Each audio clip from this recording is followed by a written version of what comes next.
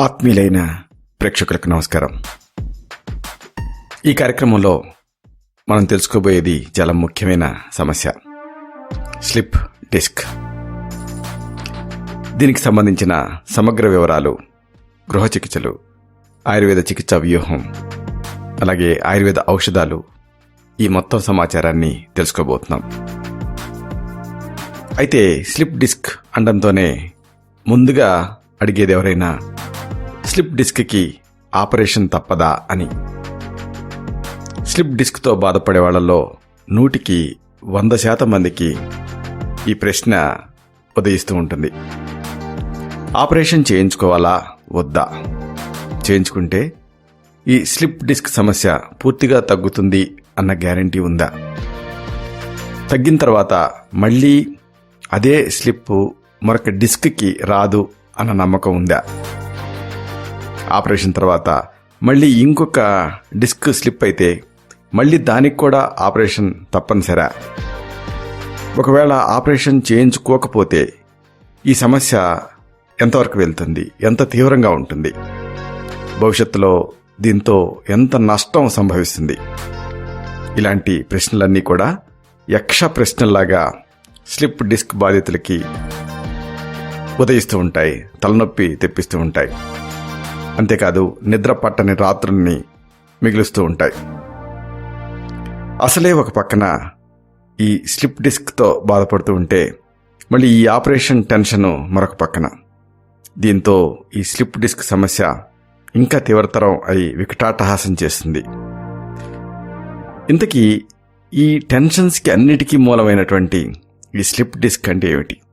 దీని కథ కమామిషు ఈ మొత్తం తెలుసుకుందాం. స్లిప్ డిస్క్ గురించి తెలుసుకోవాలంటే అసలు డిస్క్ గురించి తెలుసుకోవాలి, అలాగే అది స్లిప్ అయ్యేటటువంటి విధానం తెలుసుకోవాలి. ఈ స్లిప్ డిస్క్ సమస్యని వైద్య పరిభాషలో డిస్క్ ప్రొలాప్స్ అంటారు. సాధారణంగా ఇంగ్లీష్లోనేమో స్లిప్ డిస్క్ అని దీన్ని పిలుస్తారు. మన శరీరంలో వెన్నుముకలు ఉంటాయి కదా, ఈ వెన్నుముక మొత్తాన్ని కూడా బ్యాక్ బోన్ అంటారు. చాలా క్లిష్టమైనటువంటి నిర్మాణం ఇది. ఇక్కడ క్లిష్టం అనే పదం ఎందుకు వాడాల్సి వచ్చిందంటే, మనిషి పరిణామ క్రమం ఉంటుంది కదా, ఆంథ్రోపాలజీ. దీని ప్రకారం మనం 4 కాళ్లతో నడిచేటటువంటి జంతువుల నుంచి మార్పు చెంది 2 కాళ్ల మీద నిలబడగలిగేటటువంటి స్థాయికి వచ్చాం. దీనికి కొన్ని కోట్ల సంవత్సరాలు పట్టింది. ఇలాగా 4 కాళ్ల నుంచి 2 కాళ్లకి మార్పు చెందేటటువంటి సమయంలో వెన్నుముక, దాన్ని సపోర్ట్ చేసేటటువంటి ఎముకలు, కండరాలు, మెదడు, మళ్ళీ దానికి సంబంధించినటువంటి నరాల వ్యవస్థలు, ఇలాంటివన్నీ కూడా చాలా రకాల మార్పులకి లోనయ్యాయి. ఉదాహరణకు 4 కాళ్ల మీద నుంచునేటటువంటి జంతువు కంటే 2 కాళ్ల మీద నుంచునేటటువంటి మనిషి మీద భూమి ఆకర్షణ శక్తి ప్రభావం తక్కువగా ఉంటుంది. దాంతో మనం ఈ ఇంబ్యాలెన్స్ అయ్యి పడిపోవటానికి చాలా అవకాశాలు ఉన్నాయి. దాంతో శరీరాన్ని బ్యాలెన్స్ చేయడానికి అనేక మార్పులు అనేవి అవసరమయ్యాయి. అలాగే శరీరంలో అన్నిటికంటే బరువైనటువంటి భాగం ఏమిటి? తల. మరి దాన్ని మోసేదేమిటి? మెడ. కాబట్టి ఈ మెడ సన్నబడిపోయింది. దీంతో తనకంటే బరువైనటువంటి తలని నిలబెట్టి ఉంచడానికి మెడ ప్రాంతంలో ఉండేటటువంటి వెన్నుముక అనేక మార్పులకి లోనైంది. అలాగే మనం తలని తిప్పగలుగుతాం. దీనికి అనేక మార్పులు అవసరమయ్యాయి. 4 కాళ్ల మీద నుంచున్న జంతువు కంటే 2 కాళ్ల మీద నుంచున్న మనిషి తనని తాను బ్యాలెన్స్ చేసుకోవటానికి, నడవటానికి, పరిగెత్తటానికి, అటు ఇటు శరీరాన్ని తిప్పటానికి వెన్నుముక అనేక పరిణామాలకి లోనయ్యి ఇప్పుడున్న స్థితికి వచ్చింది. ఇక్కడ ఇంకొక విషయాన్ని ముఖ్యంగా మనం చెప్పుకోవాలి. అదేంటంటే, మనిషి శరీరంతో పోలిస్తే మెదడు చాలా పెద్దది. ఇలాగా బ్రెయిన్ డెవలప్ అవడానికి, మనిషికి మిగతా జంతువులకి లేని తెలివితేటలు పెరగటానికి ముఖ్యమైన కారణం మనిషి నిటారుగా ఉండటమే. ఇది పరిశోధనలలో తేలింది. ఇలాగా అనేక మార్పులు చెందినటువంటి వెన్నుముకలో ప్రతి వెన్నుముకకి మధ్యలో ఒక మెత్తటి భాగం ఉంటుంది. ఇది 2 వెన్నుముకలు ఒకదాంతో ఒకటి తగలకుండా వెన్నుముకల మధ్యలో నుంచి వచ్చేటటువంటి నరాలకి రక్షణగా కూడా ఉపయోగపడుతుంది. ఈ మెత్తటి భాగాల్ని డిస్కులు అంటారు. ఇవి ఒక రకంగా షాక్ అబ్జార్బర్స్ లాగా పనిచేస్తాయి. ఇలాంటి డిస్కులు కొన్ని కారణాల వల్ల పక్కకి తప్పుకుంటాయి. అప్పుడు అలా తప్పుకునే స్థితినే స్లిప్ డిస్క్ అంటారు, లేదా డిస్క్ ప్రొలాప్స్ అంటారు. మరి ఈ స్లిప్ అయినటువంటి డిస్క్తో సమస్యలు ఏమిటి, ఇది తెలుసుకోవటం ముఖ్యం. నిజానికి ఈ సమస్యలు చాలా ఉన్నాయి. ముఖ్యంగా ప్రతి మనిషి తన జీవితంలో ఈ నడుము నొప్పితో ఎప్పుడో ఒకప్పుడు బాధపడతాడు అని అనేక పరిశీలనలో తేలింది. ఇలాంటి ఈ నడుము నొప్పికి 90% ఈ డిస్క్ ప్రొలాప్స్ కారణం. స్లిప్ డిస్క్ వల్ల నడుము భాగం అంతా కూడా తిమ్మిరిగా ఉంటుంది. ఇది ముఖ్యమైన లక్షణం. ఒక్కొక్కసారి బిగబట్టినట్టుగా ఉంటుంది, అలాగే మంటగా లాగినట్టుగా కూడా అనిపిస్తూ ఉంటుంది.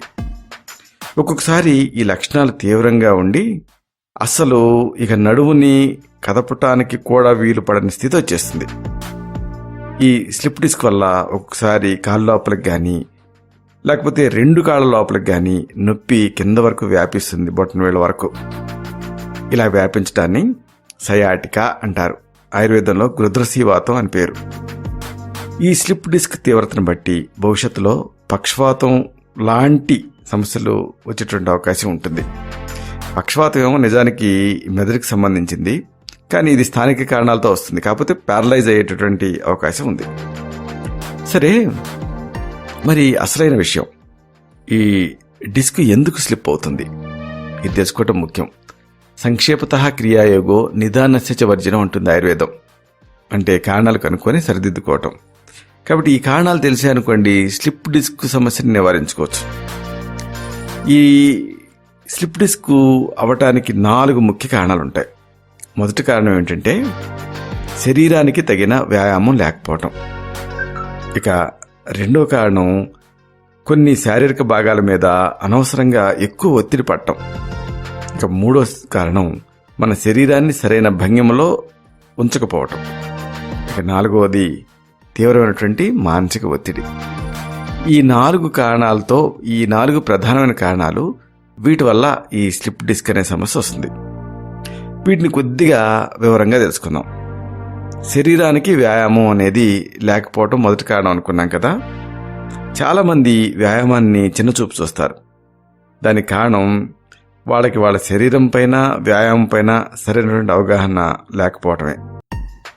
యాంథ్రోపాలజీ ప్రకారం మనిషి శరీరం ఎప్పుడు కూడా కదులుతూ, నడుస్తూ, గెంతుతూ, అలాగే చెట్లు ఎక్కుతూ ఇలాంటి వాటికి వీలుగా నిర్మించబడింది. కాలక్రమేణా మన జీవన గతిలో చాలా మార్పులు చోటు చేసుకున్నాయి. ఇలా చోటు చేసుకోవటం వల్ల మనిషి తన శరీరాన్ని సరైన రీతిలో కదిలించడం అనేది మర్చిపోయాడు. కేవలం కూర్చోటానికి, పడుకోవటానికి మాత్రమే శరీరాన్ని ఉపయోగించడం అలవాటు చేసేసుకున్నాడు. దీంతో కొన్ని భాగాలకి, అంటే ముఖ్యంగా మెడ, నడుం ప్రాంతాలకి, అక్కడ ఉన్న కండరాలకి సరైన ఎక్సర్సైజ్ లేకపోవడంతో అవసరమైనటువంటి సమయాల్లో బలహీనమైనటువంటి కండరాలు ఆ భాగాలకి సరైన రక్షణ కల్పించలేకపోతున్నాయి. దీంతో మెడ, నడుముకి సంబంధించినటువంటి వెన్నుముకలు మధ్య లోపల ఉండేటువంటి డిస్కులు స్లిప్ అవుతున్నాయి. ఇక రెండో కారణం శరీర భాగాల మీద ఒత్తిడి పడటం. ఈ అనవసరపు ఒత్తిడే స్లిప్ డిస్క్కి కారణం. ఉదాహరణకు మీరు దూర ప్రయాణాలు చేయాల్సి వచ్చిందనుకుందాం. మీరు చాలా లగేజ్ తోటి ప్రయాణం చేస్తుంటారు కదా. ఈ లగేజ్తో ట్రైన్ ఎక్కుతారు. మరి ఆ లగేజ్ని గబగబా సర్దుకోవాలి. అంటే బెర్త్ కిందకి దోస్తారు, తర్వాత పైన పెడతారు, ఇలాగా కిందకి దింపుతూ ఉంటారు. ఇలాంటి బరువైన పనులు మామూలుగా అయితే అలవాటు ఉండవు, కానీ అప్పుడు ఆ టెన్షన్లో చేయాల్సి వస్తుంది, తప్పనిసరి అవుతుంది. ఇలాంటి సమయాలలో అసలే వ్యాయామం లేదు కదా, దాంతో కండరాలు బలహీనపడి ఉంటాయి. అప్పుడు ఈ నడుము వంచినప్పుడు, మెడ ఎత్తినప్పుడు ఆ ప్రాంతాల్లో ఉండేటువంటి కండరాలు అక్కడ ఉన్న వెన్నుముక్కి సరైనటువంటి రక్షణ కల్పించలేవు. దీంతో మెడ, నడుము ప్రాంతాల్లో ఉండేటువంటి డిస్కులు స్లిప్ అవుతాయి. ఇక తర్వాత కారణం భంగిమ. సరైనటువంటి భంగిమ లేకపోవటం, పాస్చర్ పర్ఫెక్ట్ అంటారు. ఇది లేకపోవటం వల్లనే ఎక్కువగా స్లిప్ డిస్క్ సమస్యలు వస్తూ ఉంటాయి. ముఖ్యంగా ఈ మధ్యకాలంలో స్లిప్ డిస్క్ సమస్యకి కంప్యూటర్ వినిమయం కారణం. అలాగే తదేకంగా టీవీలు చూడటం కూడా. కంప్యూటర్లు, టీవీలు ఇవి వచ్చిన తర్వాత డిస్క్ ప్రొలాప్స్ కేసులు బాగా పెరిగిపోతున్నాయి. దీనికి మూల కారణం ఏంటంటే ఒకటే, రోజు చాలాసేపు ఒకే భంగిమలో కూర్చొని పనిచేయటం. ముఖ్యంగా కంప్యూటర్ ముందు కూర్చున్న వాళ్ళు అలా కూర్చొనే ఉంటారు. అదే పనిగా ఆ నడువుని అలాగా వంచేసేసి పని చేసుకుంటూ ఉంటారు. పైగా ఈ నడుము మెడకి ఎదురుగా ఉండేటువంటి కంప్యూటర్ని యాక్చువల్గా సరైనటువంటి దూరంతో సరైన సమన్వయంతో చూడాలి, అలా చూడరు, ముందుకు వంగుతారు. ఇలా చేయటం వల్ల ఈ స్లిప్ డిస్క్ సమస్యలు వస్తున్నాయి. అలాగే చాలామంది ముఖ్యంగా గృహిణులు సోఫాలో చేరగిలబడిపోయి టీవీ చూస్తూ ఉంటారు. లేకపోతే అలా కూడా కూర్చోవడం కష్టం అనుకుంటే నేల మీద పడుకుంటారు. మరి ఆ టీవీ కనపడాలి కదా, అందుకని కింద 4 తలగాళ్ళు పెట్టుకుంటారు, ఎత్తు పెట్టుకొని టీవీ చూస్తూ ఉంటారు. ఇలాగా చూసినప్పుడు లేకపోతే పెడసరంగా మెడను వంచినప్పుడు అప్పుడు ఈ స్లిప్ డిస్క్ సమస్య వస్తుంది. ఎందుకంటే ఈ ఒత్తిడి ఆ వెన్ను మీద పడుతుంది. దాంతో స్లిప్లు డిస్కులు అనేవి బయటకు వచ్చేస్తాయి. అలాగే శరీర సామర్థ్యానికి మించిన బరువులు మోయడం కూడా ఒక కారణమే. ఇలాగా బరువులు మోసేటప్పుడు శరీరాన్ని సరైన భంగిమలో ఉంచకుండా గనక వంగారో ఆ వెన్ను ముక్కల మధ్య ఉండేటువంటి ఆ డిస్క్ బయటకు వచ్చేస్తుంది. డిస్క్ అనేది స్లిప్ అవుతుంది. ఇక తర్వాత ముఖ్యమైన కారణం మానసిక ఒత్తిడి వల్ల కూడా ఈ స్లిప్ డిస్క్ సమస్య వస్తుంది. అయితే మానసిక ఒత్తిడి వల్ల స్లిప్ డిస్క్ రావటం ఏమిటి అని అనిపిస్తుంది. నిజమే, సామాన్య మనిషికి ఈ ప్రశ్న రావడంలో ఏమాత్రం సందేహం లేదు. ఎందుకంటే మానసిక ఒత్తిడి మనసుకు సంబంధించింది, ఈ స్లిప్ డిస్క్ సమస్య ఏమో వెన్నుముక్కి సంబంధించింది. మరి ఈ రెండిటికి ఏమిటి సంబంధం అని అనిపిస్తుంది. అయితే దీన్ని కొద్దిగా వివరంగా తెలుసుకుందాం. ఒకవేళ మీరు కోపంగా ఉన్నారనుకుందాం, అప్పుడు మీరు ఎలా ఉంటారు? మీ ముఖం తాలూకు కండలన్నీ బిగుసిపోతాయి కదా కోపంగా ఉన్నప్పుడు. అలాగే మీ మనసులో వచ్చినటువంటి కోపం మీ ముఖంలో రిఫ్లెక్ట్ అవుతుంది. అంటే మీ ముఖం శరీరంలో ఒక భాగమే కదా. అంటే మన మనసులో కలిగేటటువంటి భావాల వల్ల మన శరీరం కూడా మార్పులకు లోనవుతుంది. మీరు కోపంలో ఉన్నప్పుడు ఏం జరుగుతుంది? చాలా మార్పులు కలుగుతాయి మీలో. అంటే మీ గుండె స్పీడ్గా కొట్టుకుంటుంది, శ్వాసనేమో వేగంగా తీసుకుంటూ ఉంటారు. మీ గుప్పెడ్లు, దవడ కండాలు ఇవన్నీ బిగుసుకుంటాయి, అరిచేతులు చల్లబడతాయి, అలాగే కనుపాపలు పెద్దగా అవుతాయి, శరీరం చిగురుటాకులాగా కంపిస్తుంది, ముఖం అంతా ఎర్రబడుతుంది. ఇవన్నీ శరీరంలో జరిగేటువంటి మార్పులు. అంటే మీ కోపం మొత్తాన్ని కూడా ప్రభావితం చేసేటటువంటి మార్పులు. అలాగే మీరు మానసిక ఒత్తిడిలో ఉన్నప్పుడు ఏం జరుగుతుంది? మీ మెడ, మీ నడుము ప్రాంతాల్లో ఉండేటువంటి కండాలు కూడా స్ట్రెస్కి లోనవుతాయి, సంకోచానికి లోనవుతాయి. దాంతో ఆ ప్రాంతాల్లో ఉండేటువంటి కండాలు త్వరగా బలహీనపడిపోతాయి. అలా బలహీనపడినటువంటి కండరాలు ఆ డిస్కులకి తగిన ఆసరా ఇవ్వలేవు, కాబట్టి డిస్క్ ప్రొలాప్స్ అవుతుంది. కాబట్టి ఇవన్నీ కూడా ఈ డిస్క్ ప్రొలాప్స్కి ప్రధానమైన కారణాలు. సరే, మరి ముఖ్యమైనటువంటి అంశంలోకి వస్తున్నాం. స్లిప్ డిస్క్కి ఆయుర్వేద చికిత్స ఎలా ఉంటుంది? అయితే ఇది డిస్కులు ఎంత మేర స్లిప్ అయ్యాయి, అది ఆ స్లిప్ అయిన డిస్క్ పక్కన ఉన్నటువంటి నరాలపైన ఎంత ప్రభావాన్ని చూపిస్తుంది, భవిష్యత్తులో ఇది ఎంత మేరకు నష్టాన్ని కలిగిస్తుంది, ఇవన్నీ కూడా ముందుగా తెలుసుకోవాల్సి ఉంటుంది. ఇది మామూలుగా ఎక్స్రేలు తీపిస్తారు, కానీ ఎక్స్రేల వల్ల పెద్దగా ప్రయోజనం ఉండదు. స్లిప్ డిస్క్ని సరిగ్గా కనిపెట్టడానికి ఎంఆర్ఐ స్కానింగ్ కొంతవరకు సహాయపడుతుంది. అలాగే ఆయుర్వేదంలో అష్టస్థానం పరీక్షలు, దశవిధ పరీక్షలు అనేవి ఉన్నాయి. నాడీ, దేశం, దూష్యం, కలం, బలం, కాలం, అనలం, ప్రకృతి, వయ, ఆహార శక్తి, వ్యాయామ శక్తి అని ఈ పరీక్షలన్నీ కూడా వ్యక్తిగతంగా చేయాల్సి ఉంటుంది. అలాగే ఈ ఇన్వెస్టిగేషన్ సహాయంతో ప్లాన్ ఆఫ్ యాక్షన్ డిసైడ్ చేయాల్సి ఉంటుంది. అయితే చాలామందిని వేధించే ప్రశ్న, మరి ఆపరేషన్ అవసరమా అని. ఇక్కడ కొద్దిగా లాజికల్గా ఆలోచిద్దాం. మామూలుగా మీకు ఎంఆర్ఐ చూసిన తర్వాత స్లిప్ డిస్క్ ఉంది అని తేలిన తర్వాత న్యూరోసర్జన్లు ఏం చేస్తారంటే, ఆపరేషన్ తప్పదండి, చేయించేసుకోండి, స్లిప్ డిస్క్ సమస్య ఉంది మీకు అంటారు. ఇది బాధితులకి చాలా ఆందోళన కలిగజేస్తుంది. అసలే డిస్క్ సమస్య ఒక పక్కన ఉంటే ఆపరేషన్ అనేటప్పటికీ అది ఆ డిస్క్ సమస్య కంటే ఇంకా ఎక్కువ సమస్యగా కనిపిస్తుంది, అయోమయానికి కారణం అవుతుంది. కాబట్టి ఇవన్నీ ఆ డయాగ్నోసిస్ జరిగిన తర్వాత జరిగేటువంటి మార్పులు. ఆపరేషన్ చేయించుకుంటే ఎంతవరకు తగ్గుతుంది అని కనుక ఆలోచిస్తే, అలా చేయించుకున్న వాళ్ళని కనుక గమనిస్తే అది కేవలం ఒక 20 నుంచి 30% కేసుల్లోనే సర్జరీ వల్ల ఫలితం ఉంటుందని తేలింది. అలాగే ఆపరేషన్ తర్వాత కూడా అనేక జాగ్రత్తలు తీసుకుంటూ ఉండాలి. ఎందుకంటే అక్కడ తొలగించినటువంటి వెన్నుముకను మళ్ళీ పెట్టరు కాబట్టి అనేక సమస్యలు వస్తాయి. ఇక్కడ ఇంకొక ప్రమాదం కూడా పొంచి ఉంటుంది. ఆపరేషన్ ఫెయిల్ అయిందనుకోండి, అప్పుడు 2 కాళ్ళు లేకపోతే 2 చేతులు శాశ్వతంగా పనిచేయకపోయేటటువంటి రిస్క్ ఉంటుంది. కాబట్టి ఇవన్నీ దృష్టిలో ఉంచుకోవాలి. అనేక మందిలో ఇలాగ ప్రత్యక్షంగా జరిగింది కూడా, అంటే సర్జరీ చేయించుకున్న తర్వాత ఈ కాళ్ళు చేతులు పడిపోవటం. కాబట్టి ఈ విషయాన్ని దృష్టిలో ఉంచుకోవాలి. అలాగే మానసికంగా ఈ కోపతాపాలు, ఆందోళన, భయాలు ఇవన్నీ కూడా డిస్క్ని ఈ ప్రొలాప్స్ అయ్యేలా చేస్తాయి. కాబట్టి వీటిని కూడా దృష్టిలో ఉంచుకోవాలి. ముఖ్యంగా ఆపరేషన్ చేయించుకోవాలి అని మీకు డాక్టర్ చెప్పినప్పుడు మీరు కొన్ని ప్రశ్నలన్నీ ఆ డాక్టర్ని అడగాల్సి ఉంటుంది. ఉదాహరణకు ఆపరేషన్ వలన ఎంత శాతం వరకు లాభం ఉంటుంది, సక్సెస్ రేట్ ఎంత, అలాగే ఆపరేషన్ చేయించుకున్న తర్వాత మళ్ళీ స్లిప్ డిస్క్ భవిష్యత్తులో రాకుండా ఉంటుందా, అలాగే ఆపరేషన్ సక్సెస్ రేటు తక్కువగా ఉన్నమాట నిజమే, అయితే ఆపరేషన్ చేయించుకోవటం వల్ల ప్రమాదం ఏదీ తలెత్తదు అనేటటువంటి హామీ ఉందా, అలాగే ఈ ఆపరేషన్ చేయించుకోకపోతే భవిష్యత్తులో జరిగేటటువంటి నష్టం ఏమిటి, ఆ భవిష్యత్తులో జరిగేటువంటి నష్టం ఎంత శాతం ఉంటుంది, ఇవన్నీ కూడా మీరు అనుమానాలు, వీటిని మీ డాక్టర్ని అడిగి నివృత్తి చేసుకోవాల్సి ఉంటుంది. సరే, మరి చాలామంది అన్వేషించేది ఏంటంటే ఆపరేషన్ కాకుండా ఈ స్లిప్ డిస్క్ సమస్యకి వేరే మార్గాలు ఉన్నాయా అని. ఉన్నాయి. దీనికి సంబంధించి ముందుగా చెప్పుకోవాల్సింది ఎక్సర్సైజ్ గురించి, వ్యాయామం, అలాగే అభ్యంగన చికిత్స, మసాజ్ వల్ల కూడా ప్రయోజనం ఉంటుంది.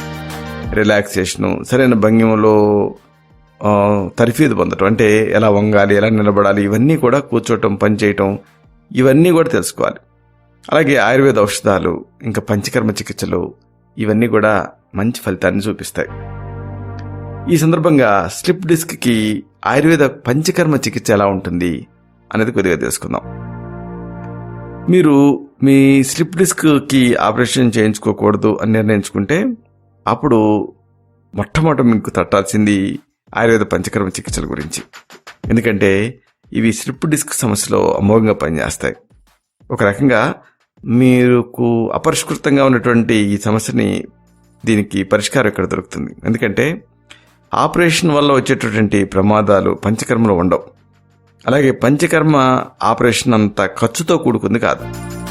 ఒకవేళ పంచకర్మ చికిత్స పనిచేయలేదనుకోండి, వర్స్ట్ పాసిబిలిటీస్, అప్పుడు మీకు వచ్చేటటువంటి శాశ్వతమైనటువంటి అంగవైకల్యం అంటే ఏమి ఉండదు. ఎందుకంటే సర్జరీ తర్వాత అరరే అట్లా కాళ్ళు పడిపోయి అన్నట్టు ఉండదు.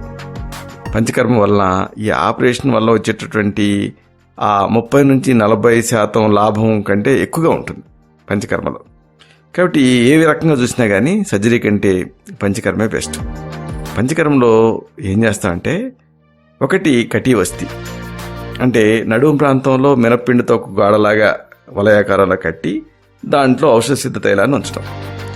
2 పత్రపిండ స్వేదం, అంటే కొన్ని రకాల ఆకులు ఉంటాయి, వావిలాకులు, తర్వాత ఈ అర్క అంటే జిల్లేడు, ఇలాంటి ఆకులు, వీటిని మూట కట్టి పళ్ళెం మీద వేడి చేసి ఒక స్టవ్ మీద దాంతో కాపడం పెట్టడం. అలాగే 3వది ఔషధ లేపం, అంటే కొన్ని ప్రత్యేకమైనటువంటి జిగురుండేటటువంటి పదార్థాలని ఒక బ్యాండేజ్ గుడ్డ మీద పరిచి మరొక బ్యాండేజ్ గుడ్డ సహాయంతో ప్లాస్టర్ లాగా వేయటం వెన్నుని. అలాగే 4వది స్వేదకర్మ, అంటే ఈ స్టీమ్ నుంచి వచ్చేటటువంటి మాయిస్ట్ హీట్ని డిస్కుల మీదకి ప్రసరింపజేస్తాం. దీంతో డిస్కుల్లో మార్ధవత్వం వచ్చి వెనక్కి అవి వెళ్ళిపోతాయి. అలాగే 5వది తైల వస్తి, అంటే ఇది ఒక ఎనిమా లాంటి పద్ధతి. అలాగే 6వది కషాయ వస్తి, కషాయంతో చేసే ఎనిమా లాంటి పద్ధతి. ఇలాగా ఈ పంచకర్మలు ఉపయోగపడతాయి. ఇదే సందర్భంగా యోగా కూడా మంచి ఒక ఫిజికల్ థెరపీ లాగా ఉపయోగపడుతుంది దీంట్లో.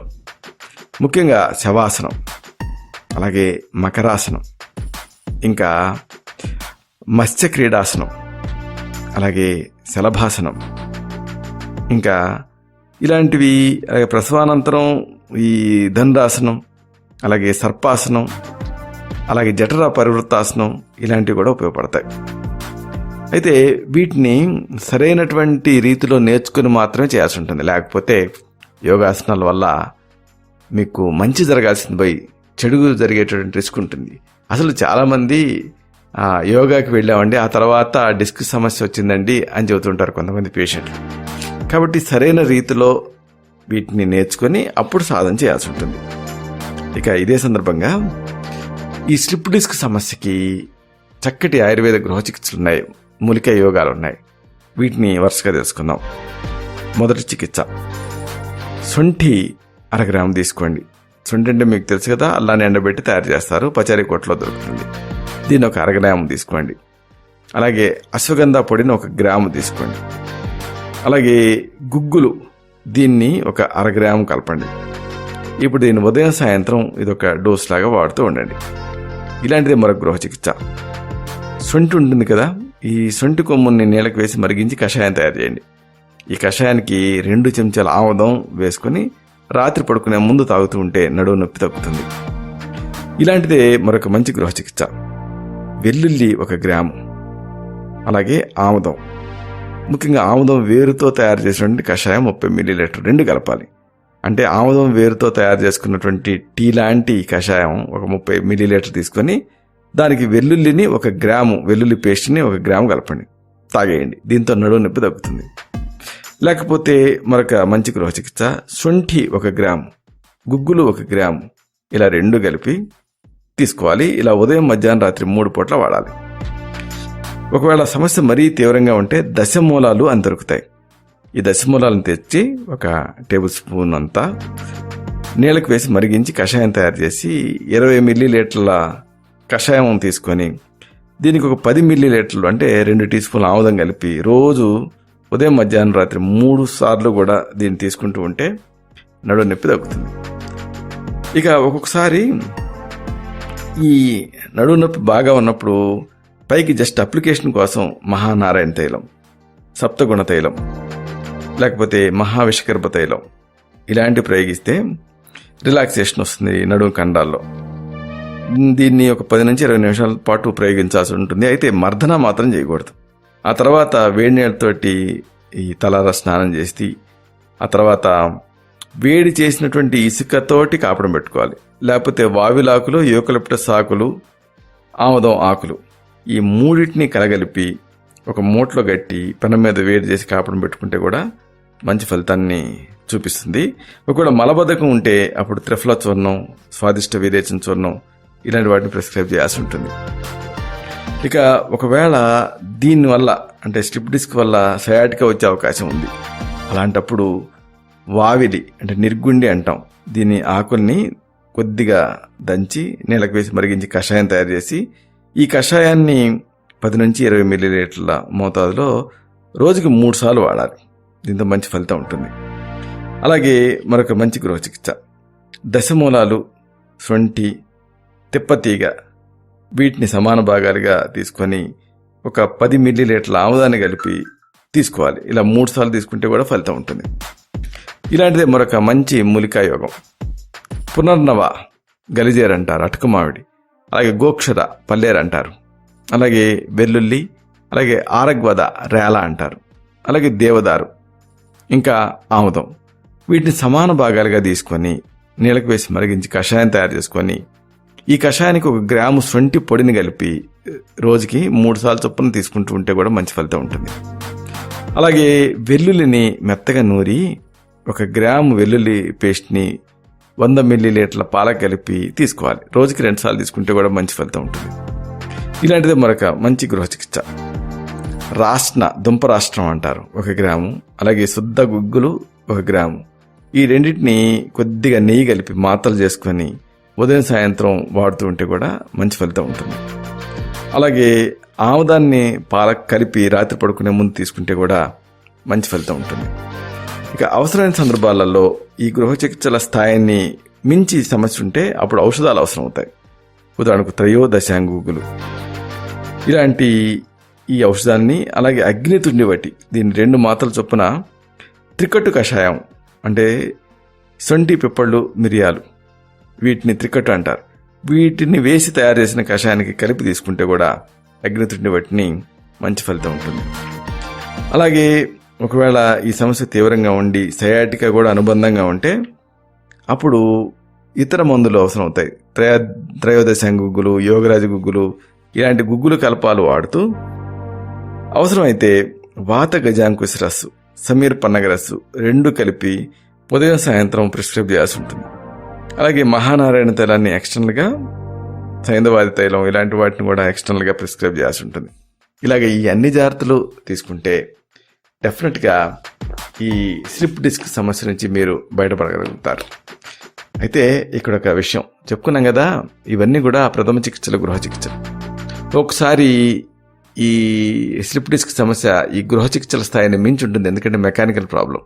అలాంటప్పుడు మాత్రం మీ నాడిని బట్టి, మీ తత్వాన్ని బట్టి మీకు మాత్రమే ప్రత్యేకమైన ఔషధాలను ఇస్తూ ఈ ఈత ఇలాంటి కొన్ని ప్రత్యేకమైనటువంటి ఎక్సర్సైజులను కూడా సజెస్ట్ చేయాల్సి ఉంటుంది. ఇలాంటి మరొక ఆసక్తికరమైన విషయాన్ని తిరిగి ఇదే కార్యక్రమాల పరంపరలో మనం కలుసుకున్నప్పుడు సవివరంగా, సహేతుకంగా, సమగ్రంగా తెలుసుకుందాం. శతం జీవ శరదో వర్ధమానః, శతం హేమంతాన్ శతం వసంతాన్. 100 శరత్తులు, 100 హేమంతాలు, 100 వసంతాలు వర్ధిల్లుతూ జీవించండి. శుభం.